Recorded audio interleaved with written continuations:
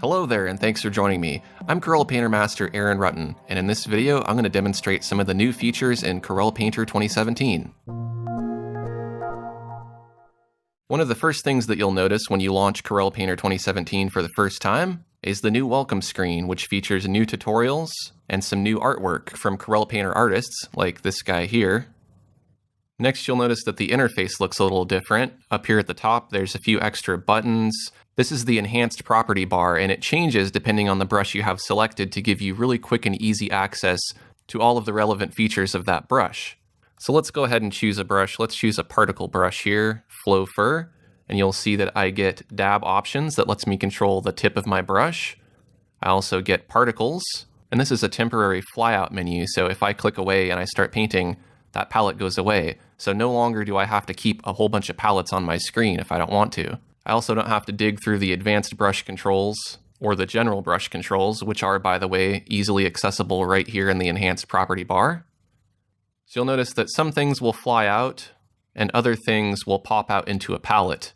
And so things that pop out into a palette, you can easily just turn on and off like so. You can see I can do that with each of these. You'll also notice that paper grain is easily accessible here as a flyout, so I can choose a paper texture. If I want a little more control than that, I can pop out the papers panel, and then I have the papers over here. I can also pop open the paper libraries, which is in that same tab. I also have control over the grain. If I want to add glow, I can add that here. And again, this will change depending on the brush you have selected. So let's choose a different kind of brush. Let's choose a real watercolor brush. And you'll notice that now the options are quite a bit different. We can dry the watercolor layer, we can pause diffusion as we had before, but now we also have quick access to the papers, and we have some options over here for the dab, and all of the real watercolor options that we can just pop open and then hide very easily. So this is a feature I really like because it really streamlines my personal painting experience by making a lot of controls easily accessible here at the top, so I don't have to hunt for them in a bunch of palettes or keep them on screen. The next new feature we'll take a look at also relates to organization, and that is the palette drawers. And you'll see that Color and Layers here has this little label at the top, this gray bar. And this is a palette drawer, meaning that I can close the drawer by double-clicking on it, or I can double-click again to open the drawer. And what's nice about that is that everything is organized into palette drawers, so my papers can be in a palette drawer. I just want to hide those easily, hide the color easily. Maybe I'll also want the particle palette. I'll open that up. That can be a palette drawer, and I can even make my own palette drawers if I want. Let's say, for example, I wanted to put this brush into a palette, and then maybe I want the real watercolor palette. Bring that over here, and I'll move that into that palette. Maybe I'll grab one more watercolor brush. Maybe this is going to be my watercolor painting palette here. If I want to make this into a palette drawer, I can click on the little gear here in the top right, and I can choose palette drawer. I can also click on that gear to rename it. And then now I can take that palette drawer, I can move it up here, and I can double click to close the drawer. Now I have all this room on my screen where I can paint without those palettes interfering. And then when I want to get to those palettes, I just open up the drawer, select a new brush or change some settings, and close the drawer again to get it out of the way. I like this feature a lot for two reasons. One is it helps me organize things together a little bit better because I have a really complicated workspace. You can see that I've done some customization. I have this custom AR palette here, which I can close up. I can close up my shortcuts. Now, I didn't make a palette drawer out of this stuff over here because I don't mind having a little bit of space to be used for palettes and stuff. But over here, I have my particle and nozzles, and I have my glazing, dab, stencil, and textures, which we'll look at in a little bit. So to illustrate how this is useful to me, you can see that normally I like to paint with a lot of palettes on the screen, and in earlier versions of Painter, it was kind of necessary to have all these palettes here.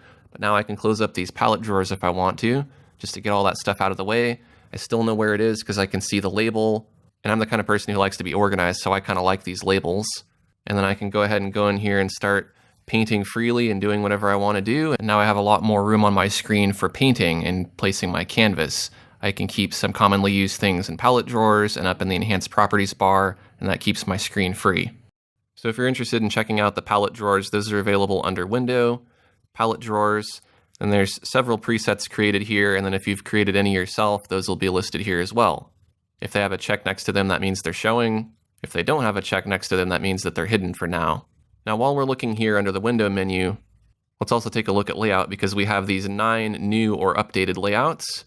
And these layouts are going to set up your workspace in a particular way. They're going to show and hide different things, and that'll help streamline your painting experience for particular tasks. For example, we have Classic, and Classic does not include palette drawers, so this is kind of the original version of Painter. And if you find that you don't like the way that painters change and you don't like the palette drawers, just select Classic and that'll put it back to what you're used to. There's New to Painter, which shows you the hints for all the different features, and it gives you the brush selector so that you can quickly experiment with brushes. There's Simple, which is kind of a very basic minimal workspace. There's Concept Art, which is useful for making concept art. There's one for illustration, fine art, photo art, and manga art. So you can feel free to experiment with these different layouts. You can also customize each of these to personalize them a bit. Just make sure that if you customize anything, go to Save Layout to save your changes. Otherwise, if you customize the Simple workspace or any of these other ones, and then you made some changes and you click back on Simple again, it'll reset it to that Simple default. So make sure you save your layouts if you change them. You can also do what I do and just save your workspace, which is a lot easier because saving your workspace will save everything. You can do that by going to Export Workspace. It might also be useful to set this up for Quick Switch, and you can actually have two different layouts that you can quickly toggle between. So let's say maybe I have a simple version and then the default version, and I want to quickly switch between those. You can do that here from the menu, or you can actually link that to a keyboard shortcut key. You'll go to Edit Preferences, Customize Keys, then you'll look under Window and Layout, and then Quick Switch, and then you would set that keyboard shortcut for Toggle Layout. Then when you hit that key, it'll toggle between those two different layouts. The next thing you might notice is something new on the toolbar, and that is the Interactive Gradient tool. The Interactive Gradient tool is a very useful tool for creating things like skies and backgrounds and masking and lighting effects, three-dimensional objects. It's a really awesome tool. So let's go ahead and click on it. Before we draw our gradient, we'll want to choose some colors for a gradient, and we can do that in a couple different ways. We can click up here on Preset, and we can choose a preset if we like any of these. I'm just going to go ahead and stick with the default, which is main to additional color. Your main color is this foreground dot here in the color picker. Your additional color is the background dot. You have to click on each of these to switch back and forth between them. So I'm going to go ahead and choose blue, and then I'll choose maybe this more magenta color. Now I'm going to go ahead and drag a gradient in any direction, and it creates the gradient in that direction. So if I want a vertical gradient, I go straight down. If I want a horizontal one, I'll go across.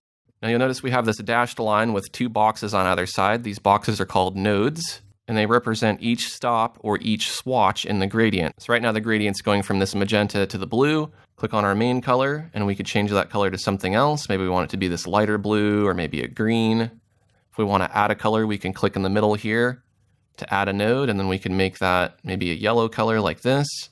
We can move that node around. We can try different kinds of gradients like circular gradients, as you can see here, and spiral gradients, which are really interesting. You also have access to the composite methods here for the gradient and the opacity. You can choose whether or not you want to edit the nodes. If you just want to quickly draw the gradient, you can turn this off. Express Paint we'll look at in just a little bit. Then we have the check to commit or the X to cancel. Let's go ahead and just commit that gradient to apply it. You'll also notice in the properties bar we have a few new buttons here. We can choose how the gradient fills the canvas, if you want it to repeat or you just want it to be a single gradient. We also have options for the gradient. We can bring up the new Gradients palette drawer, which gives you access to gradients and gradient libraries, and the gradient node, which were the little squares on either end of the gradient. So I'm going to go ahead and clear that gradient and create a new layer here.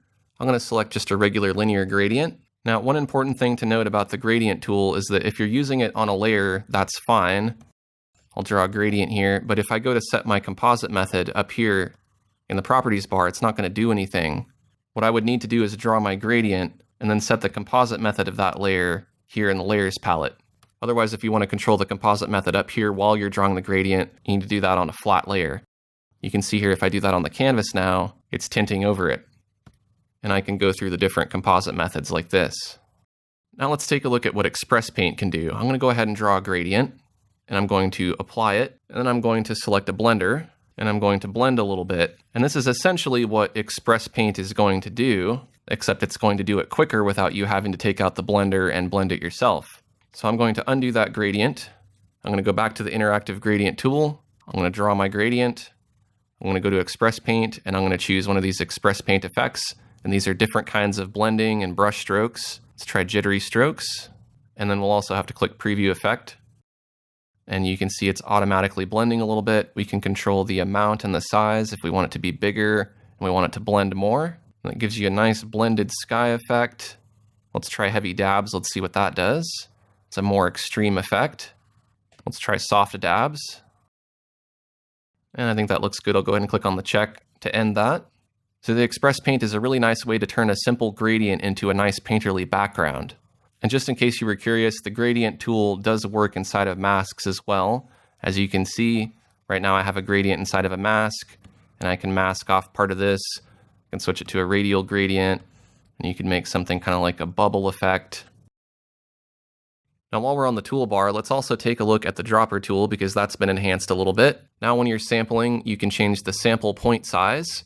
So if you want to sample a larger or smaller area, you can do that. So right now I'm on point sample, and if I sample and you look over here in the color picker, I'm getting exactly that area that I've clicked on. So it's not averaging out the area, it's not sampling a large area of color, but I can change that. I can increase that to, let's say, 101 by 101 pixel average. And now if I click, I'm getting an average of colors. So if I click over here where it's all pink, of course it's going to be pink, and down here where it's aqua, it's going to be all aqua. But if I click over here, even if I click exactly on this little green dot or exactly on this yellow dot, I'm still getting the average of the area that's being surrounded. So it's sampling maybe something like this rather than something like this. If I change the sample size back to point sample, now you can see if I click on the blue, I get blue. If I click on the yellow, I get yellow. And if I click on the green, I get green. But if I click around it, I get whatever pixel color I've selected. Now, one thing that I find extremely handy about this upgrade to the dropper tool is that now I can go in and I can create overlays. Let's say I want to put this overlay layer over everything and tint it a little bit. I can now go to my color sampler tool, or I can hold Alt to sample, and I can sample the color that I see on screen here, which is the combination of colors from all of the layers. Or rather than sampling all visible layers up here at the top, I can now sample selected layers. So let's say I want to choose this layer 1, which is underneath the color tinting. Maybe I want to know what the color was in the background before I put that tinting layer over it. And you can see here in this area, this orange area, it looks orange on screen, but the color I'm getting is a screen. If I hide that overlay, you can see that's the color underneath. That's extremely handy to me because I'll paint a lot of things in grayscale and then I'll add layers on top to tint it like I'm doing here. And I may want to go in and do a little painting behind this layer. And in previous versions of Painter, I'd have to go ahead and hide that layer so that I wasn't seeing it, sample the color I wanted, and then turn the layer back on again, which adds a lot of unnecessary time to my workflow. Now I can simply just choose selected layers, click the layer I want to sample it really quick.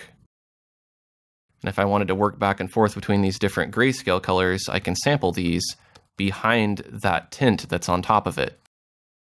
The magnifier tool has also been enhanced. There's more levels of zoom now, so you can see that I can zoom in smaller increments than I could in previous versions of Painter.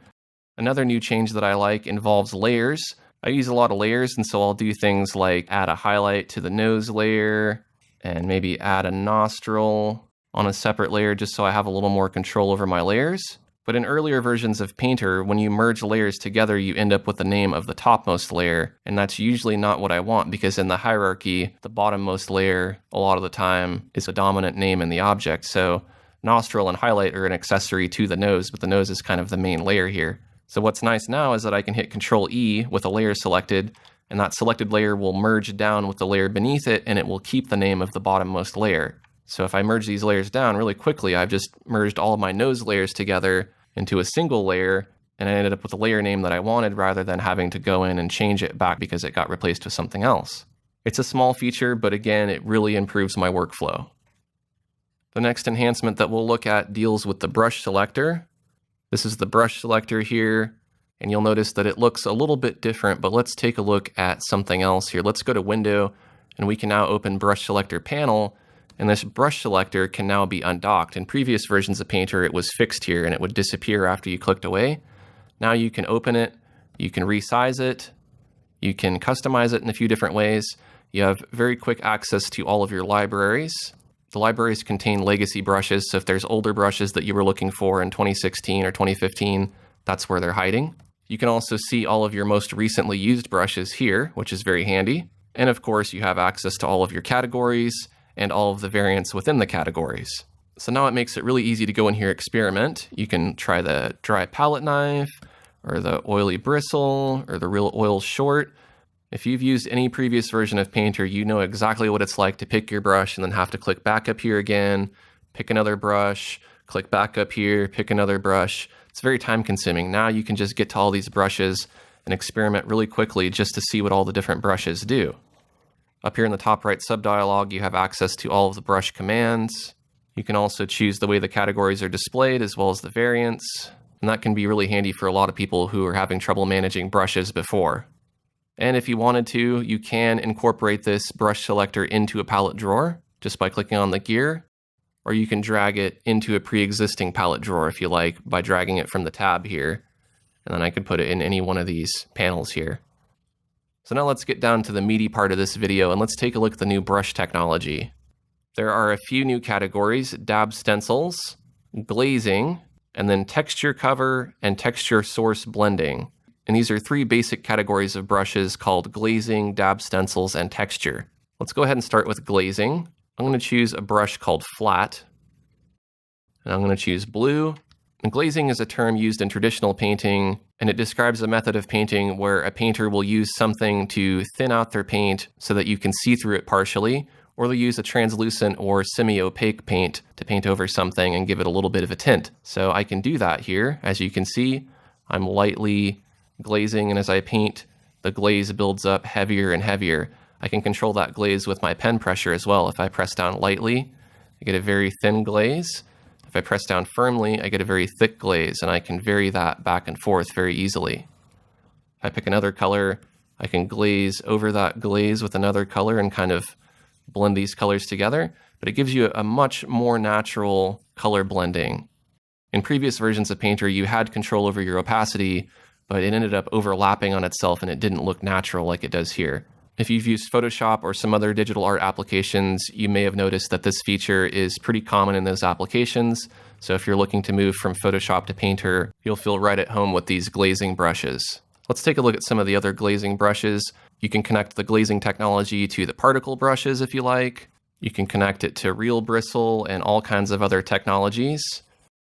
Let's see how easily I can tint over everything and then just build up those tints gradually.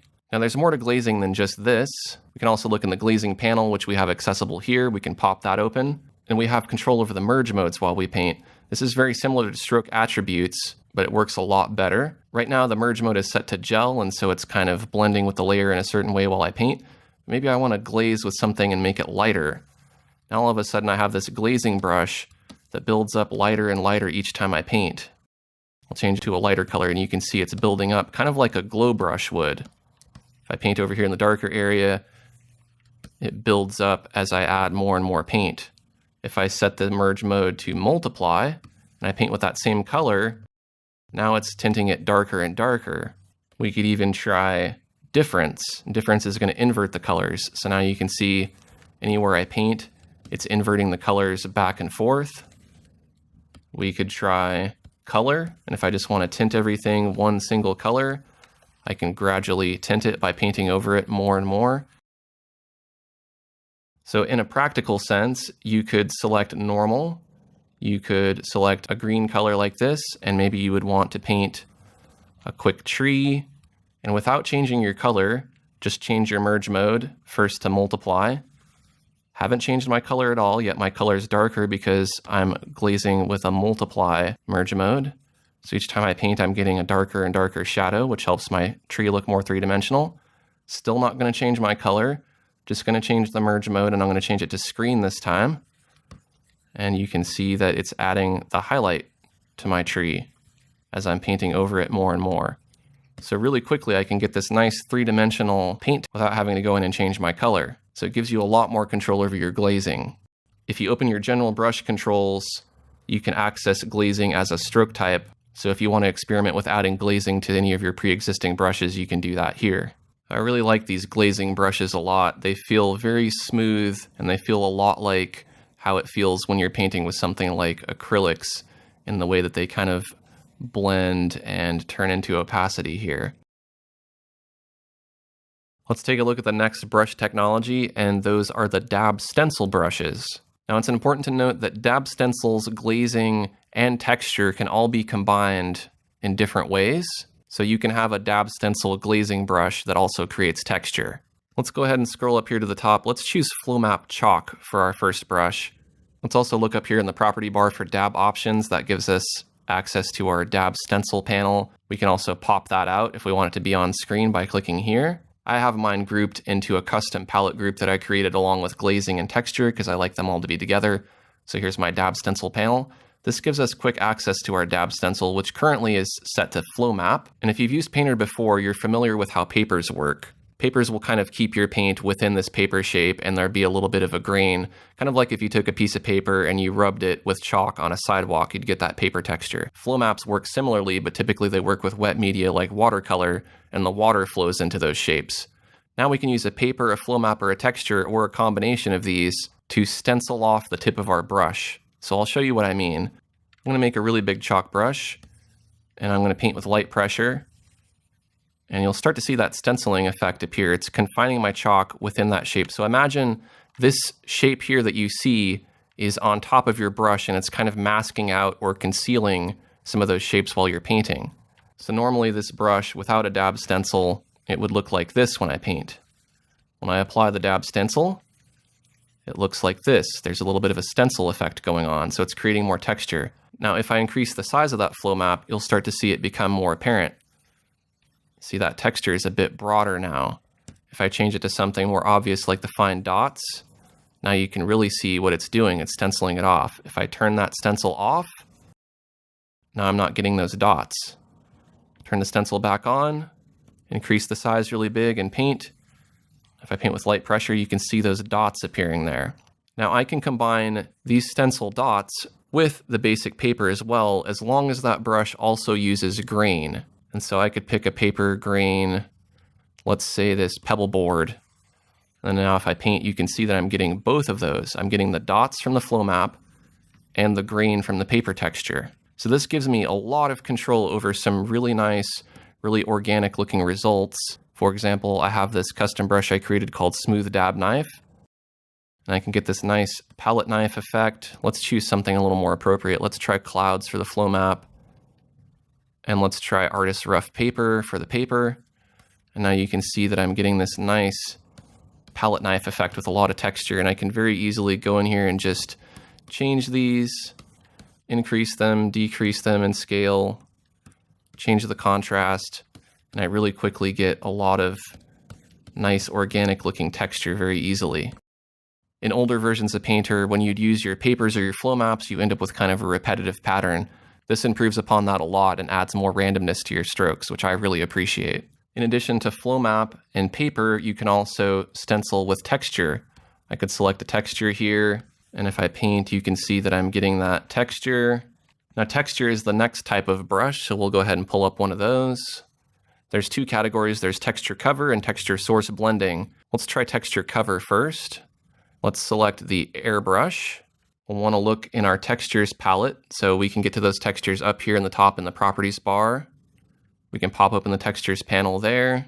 I have mine in my palette drawer here, and we can see what our texture looks like right now. We can also click on show texture, and that'll show how our texture is applied over our canvas. Now textures have a predefined size, and it's not very big, so there's a chance that when you load your texture here, it's not going to cover your entire canvas. If that's the case, you'll need to transform your texture. You have these transform controls up here at the top. So we could, for instance, move and resize it. If I wanted to make it bigger or smaller, I can do that. So that way your texture is covering the area that you want to add texture to. And right now the texture that we're looking at is paint on a table. It's called desk paint. I'm going to hide that texture, and I'm going to paint with the airbrush. And you can see what's going on here is it's kind of transferring that image and blending it in to the image that I'm working on here a little bit. So it's kind of fading it in. Let's switch to a different texture.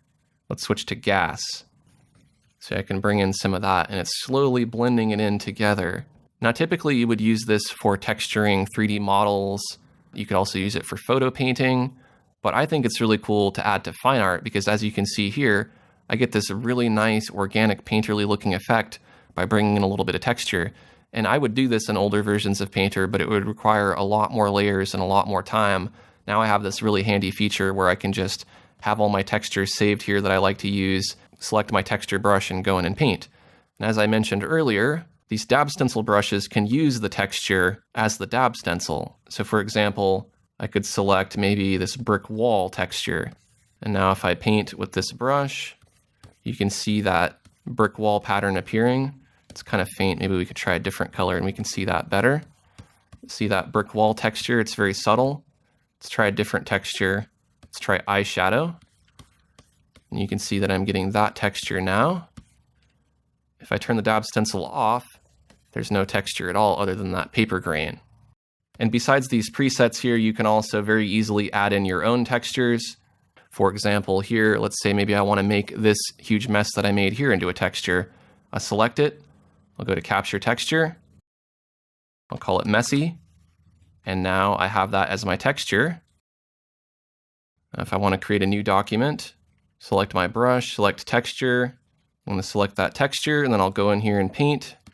And you can see that I'm getting that texture. You're seeing a little bit of brick there because I had the brick incorporated in the texture that I saved. Now I want to show you a few more things that textures can do. I've brought in an image here, and what if we want to add texture to an image? We can do that in a couple different ways. I'm going to select the texture cover brush, and as we looked at with the airbrush earlier, we can add the texture over the top of it like so, which kind of covers it up. But what if we don't want to cover it up? What if we just want to blend the texture into the image as if it were projecting onto it? What we can do is we can choose the other category, which is texture source blending.